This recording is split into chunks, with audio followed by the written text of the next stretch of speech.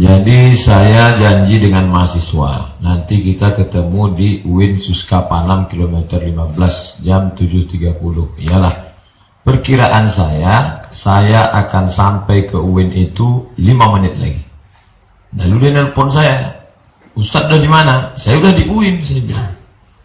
Tapi saya masih mau menuju pintu gerbangnya. Rupanya dia udah di sana. Saya udah di sini, Ustadz. Ustadz kok nggak ada, kata dia. Saya hanya lupa mengatakan saya menuju UIN. Jadi sebenarnya kalau mau dibuat panjang, Bank Riau Kepri menuju syariah. Nah, jadi memang ini menuju syariah, berproses menuju syariah.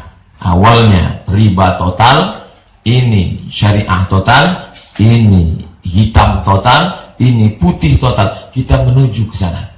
Dan jalan menuju ke sana itu banyak sekali yang membunuhnya. Salah satu yang membunuhnya inilah tidak syar'inya bank syariah.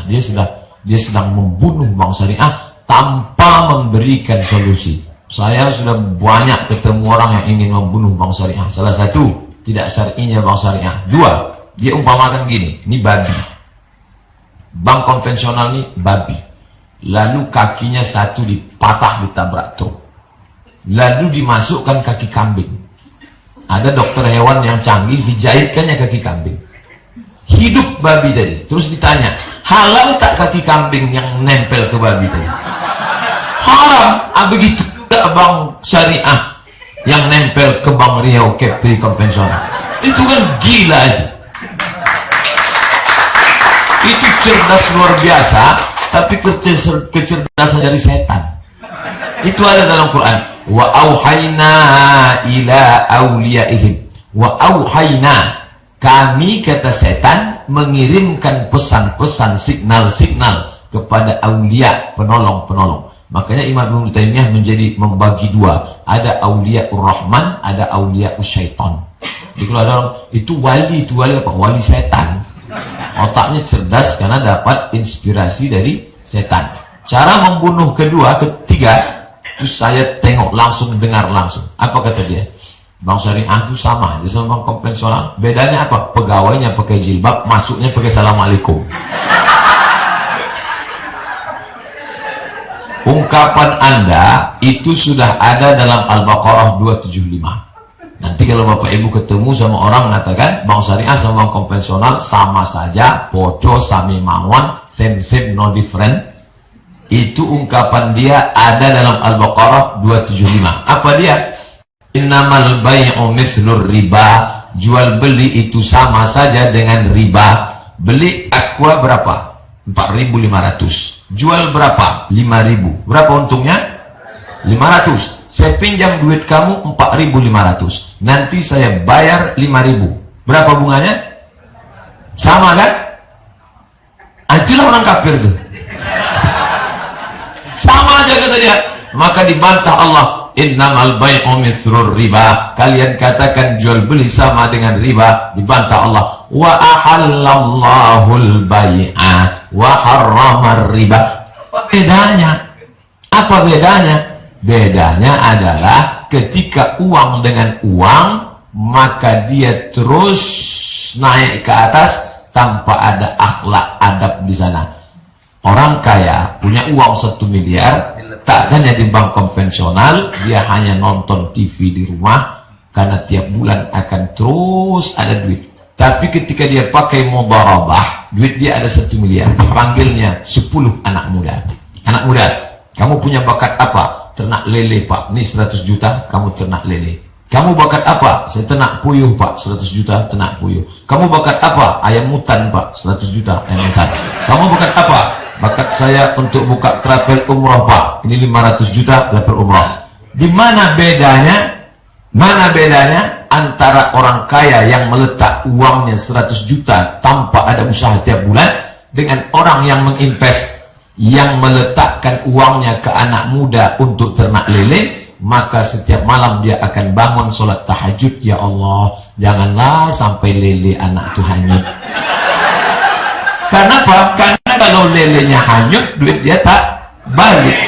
Sedangkan yang ini, dan mereka saling doa mendoakan. Dan ketika datang pakar lele dari Jakarta, dia akan undang, kamu pakar lele ya, sini. Tolong buat. Dibuatnya apa? Pelatihan lele. Tapi yang tadi dia tak peduli. Asiklah dia di depan TV menonton. Kenapa? Dia tidak berpikir produktif. Pokoknya tak ada ruginya, duit akan turun terus. Disitulah letak akhlak ekonomi Islam itu. Ada nilai moralnya di dalam. Bahwa dia belum sempurna menuju ekonomi syariah. Kenapa lambatnya minta ampun? Sedangkan untuk mengatakan Ahok itu kafir aja payahnya minta ampun. Jelas-jelas tak bersunat, tak mandi wajib. Diejeknya Quran kita, diejeknya ulama kita, mengatakan kafir. Semalam saya dapat SMS berkelahi dengan adik kandungnya. Ustadz, tolong nasihati saya, hati saya panas, berkelahi sama adik kandung. Kenapa? Saya katakan Ahok itu kafir. Kata adik saya ISIS. Kan gila. Ini pertanyaan Bapak, kenapa lamban luar biasa? Memang begitulah umat ini, susahnya minta ampun. Bayangkan 3% sampai 5%, berarti 95% itu konvensional. Padahal jamaah haji terbesar kita. Idul Fitri yang paling banyak, Idul Adha, sapi paling banyak dipotong di mana? Tempat kita. Artinya apa? Betul kata Muhammad Nasir, Islam politik habisi, Islam ekonomi awasi, Islam ritual silakan. Inilah yang memberikan motivasi. Sampai kapan kita berhenti menjelaskan ini? Sampai malaikat maut datang. Kalau kita mati, Allah tak akan tanya berapa hai Abdul Somad, hai Ustadz Noki, hai Pak Haji Kasim, hai Bapak Kemenak, hai Pak Ketua Dewan Masjid, berapa waktu kau mati, berapa yang berhasil orang kafir. Allah tak tanya itu. Yang Allah tanya adalah apa yang pernah kau buat. Malam ini kita mati, kita malam ini alhamdulillah kita sudah berbuat, paling tidak kumpul. Nah, ini tentang masalah. Kemudian kalau kita tidak mengerti, kita akan memusuhi. Al-insan a'da'u ma jahilu. Orang akan memusuhi apa yang dia tak tahu. Saya jahil, tak paham, akan memusuhi apa yang saya tak tahu. Kamu punya mobil baru, pinjam duit di mana? Di bank syariah. Loh, mereka pinjamkan duit juga? Iya, padahal sebenarnya akadnya tak begitu. Dia pergi ke bank syariah. Bank syariah, saya pinjam duit. Kata bank syariah, Pak, kami tidak melayani peminjaman uang karena prinsipnya uang dengan uang riba. Bapak untuk apa uang ini? Untuk ini. Oh, kalau gitu permodalan itu namanya. Itu permodalan. Kami meminjamkan modal untuk Bapak. Maka diberilah bank syariah membeli barang itu. Macam-macam bentuknya. Kalau di Arab, itu tadi yang dikatakan Ustaz Noki, mereka punya rumah untuk membeli barang untuk apa? Barang itu yang dia jual dengan cara cicil. Makanya tadi ada 2 slide yang saya lewati. Uang dengan uang riba, uang dengan barang tidak riba. Saya mau punya mobil, duit tak cukup. Ustadz Noki dialer mobil Toyota.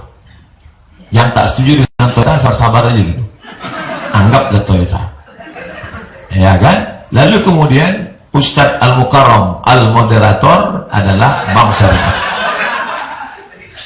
Kalau dalam konvensional, saya pinjam uang ke bank, uang itu saya belikan ke mobil cash. Mobilnya saya beli cash. Mobil itu cash, tapi saya mesti membayar tiap bulan kepada bank. Uangnya, uang transaksi saya saat itu uang dengan uang. Saya pinjam uang, bayar uang. Sedangkan pada bank syariah tak begitu. Praktek pertama, kalau di Arab, mobil itu dibeli oleh bank. Kamu mau beli apa? Mobil ini. Dibelinya mobil itu. Setelah mobil itu berpindah ke bank, lalu transaksi saya dengan bank adalah uang dengan barang. Uang dengan barang tidak riba. Itulah 2 slide tadi, bisa di copy. Uang. Zaman Nabi, sahabat itu membeli budak. Membeli budak. Bukan budak kecil, budak hamba sahaya. Dia beli, tidak cash. Diganti dengan gandum. Mesti dipahami dengan baik bahwa jadi seluk beluk tidak mau ribet, dia tak mau ribet, dia tanda tangan, Pak tanda tangannya, ya, akad ya, iya, ini ya, iya. Begitu dia keluar, gimana? Sama juga, ada juga bunganya. Dia tak paham akad.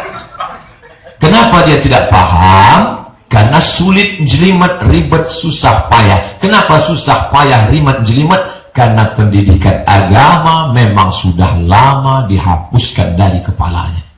Andai dulu dia tamat pesantren, dia belajar fikih, qawaidul fikih, usul fikih, bahasa Arab, insya Allah dia nangkap. Tapi pelajaran itu sudah lama hilang, dipres menjadi satu PAI, pelajaran agama Islam, disingkat dengan PAI.